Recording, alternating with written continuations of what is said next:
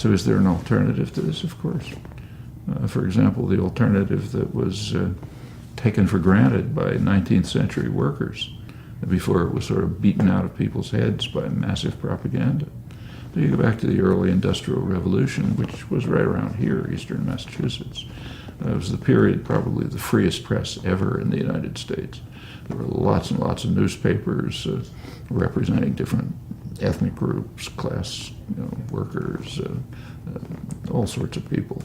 And there was a lot of participation, direct participation, very lively press, widely read, and so on. And if you look at the working class press, they were expressing the common view of working people, namely that those who work in the mills should own them and run them. Yeah, that's very natural. And as I say, we've come close to that a number of times, terrifying to private owners. They also held that wage labor is basically no different from chattel slavery, except that it's temporary. And that was such a popular idea that it was a position of the Republican Party. Abraham Lincoln espoused it. And it makes sense. I mean, there's nothing holy about wage labor. You are renting yourself, which is not very different from being a slave, except that maybe it'll end sometime.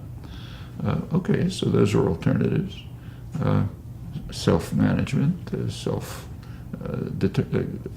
democratic control of institutions, whether they're communities or workplaces or any others, alliances among them, federal arrangements. These are all perfectly feasible alternatives. There's no economic or political theory that tells us there's anything wrong with them.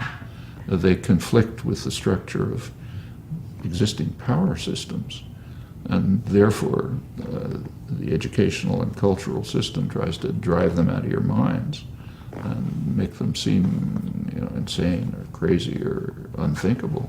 But there's nothing unthinkable about them, and you can move towards realizing them.